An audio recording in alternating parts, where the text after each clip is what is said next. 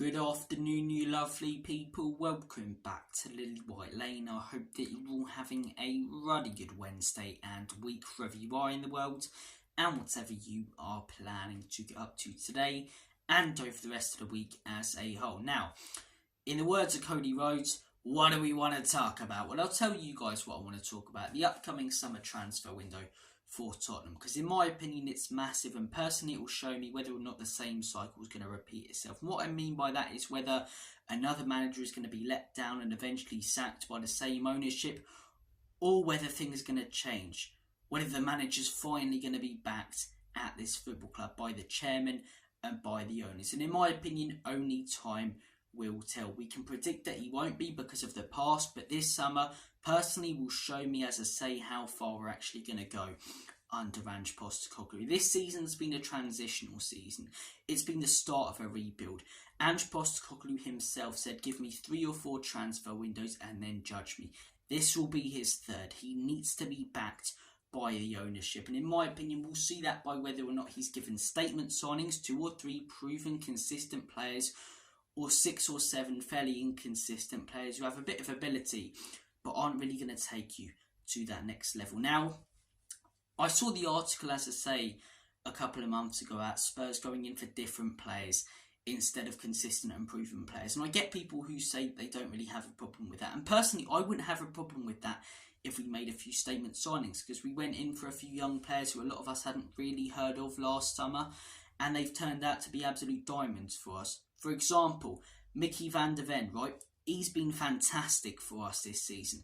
He really has. Whereas last summer, barely any of us had really watched him. You may have heard of him, but through FIFA or Football Manager, I doubt a lot of us have seen 4 or 5 Wolfsburg games with him playing for them. Vicario, barely any of us had really heard of him. We went out there, he's turned out to be brilliant. You know, a fair few last summer. We've also made a few that we're not that sure about though. Also made a few. Brennan Johnson, yet to prove himself. Manuel Solomon, very injury prone.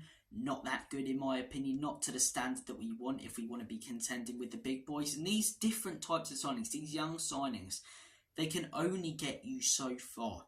If we're serious about contending for league titles, for Champions Leagues, for trophies in general, we need to sign these young players, but we also need to sign those 2 or 3 consistent and proper proven players. I'd much rather us go out there this summer and sign Isak and Paulinho for around 100 to 150 million than sign 7 or 8 decent players for 25 to 30 million, because they're not going to make that much of a difference.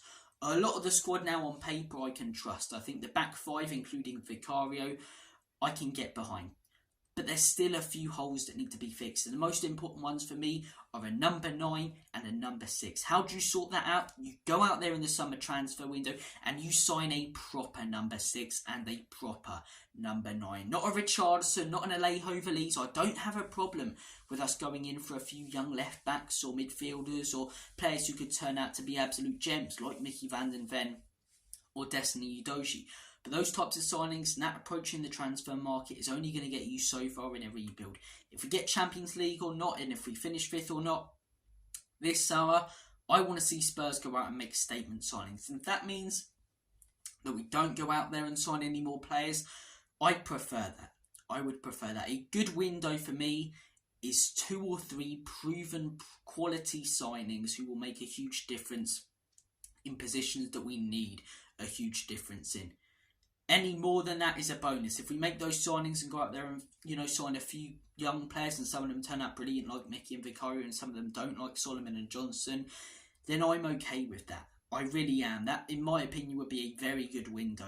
If we go out there and sign 7 or 8 players, though, who a decent 20 to 25 million can come in and do a, you know, job occasionally but aren't that consistent, we're going to stay where we are as a club. And that, to me, will show yet again that Daniel Levy and ENIC aren't fussed about the club really achieving or succeeding, more about filling up their wallet with more money. And in my opinion, we'll see this summer. You guys know, I say it at the end of every video, I don't want the ownership here. This top was bought off DHgate. I don't buy anything off the club shop, give the club any money, because I don't want to give any money to the owner and the chairman, because I don't like him and I want him out. Having said that, whilst I do base things on the past as to why I think Ange may not be back this summer, it's unfair to just say that he won't. He may not. There's probably a good chance that we'll go out there and sign those 7 or 8 different players like we have done with manager after manager. But I can't say for sure. Because last summer was different to what I expected. The owners did the right thing last summer. Fingers crossed, and let's hope and pray that they do this summer. But it's unfair for me, as much as I dislike the ownership at this football club, to come on here and say they're not going to back Ange. Because there's nothing for certain. Right, we will see this summer. We will see this summer. I want to hear your guys' thoughts and opinions. What do you think Spurs need in the summer to progress us to that next level? And by next level, I mean compete with Arsenal, compete with City, compete with Liverpool, compete with the teams we want to be competing with in the Europa League or Champions League to win the competition. Do you have a chance of actually winning trophies? Because top 4 means nothing. I'm sick of top 4 being made out as this big achievement. Today, on Sky Sports, they're talking about Spurs fans should be cheering Arsenal tonight. Leave off. Cheering Arsenal, my left bollock. We've got top 4 before. We got it a few seasons ago, funny enough, when Arsenal finished 5th. And what did it mean? It meant nothing because we didn't use it. I get that you can use it to attract some of the top players. But how come, right? How come the summer that we finished 4th and the summer Arsenal finished 5th, they go out there and get 2 players from Manchester City who had won the league previously 2 seasons in a row, and we go out there and sign a 34-year-old Perisic. We go out there and sign Jed Spence, who has attitude problems. We go out there and spunk 60 million on Richarlison. We've got Champions League before. It doesn't mean that much to me whether we finish 5th, 6th, 10th, 4th this summer. We know that the ownership have the money. We're the most profitable club in London, the highest season ticket prices. So as fans, we should expect the football and the quality that we see on the pitch to be a lot better. We know they have the money. Back Ange Postecoglou. Give him those proven players. Also give him those young players that may turn out to be gems. And then I will hold my hands up. I really like Ange. I think he's doing a lot right. I criticise him when he gets things wrong sometimes, but I think he's doing a lot right in this club. But then if he's backed and things don't work out, then I understand people saying Ange out. Then I understand the constant questioning of his system. Until then, wait to see if he gets those players or not. And Enoch and Levy, there's no excuse as to why they can't or shouldn't back Ange Postecoglou. But having said that, it's unfair right now to say that they won't based on history. Because it's a new summer, it's a new rebuild, that's what we're going off. And this summer for me is crucial.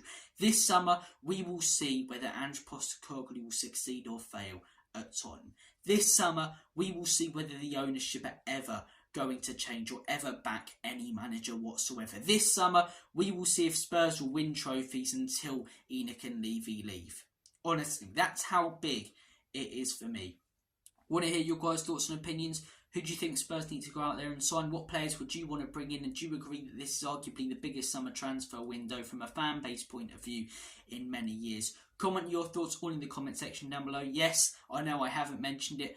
I am wearing a pair of specs, so throw all the insults, 4 eyes and all that good stuff at me. I don't care, you know, I've been prescribed them by the doctor. It is quite annoying, but at the end of the day, it's not because my vision's actually that bad. It's because of eye strain, watching too much screens. But anyway, you're going to have to get used to me wearing a bloody pair of specs in every video, but yeah, it is what it is. It is what it is. Thank you for watching this video. Take care of yourselves. All the best. Have a smashing rest of your day and week. You're all absolutely bloody great.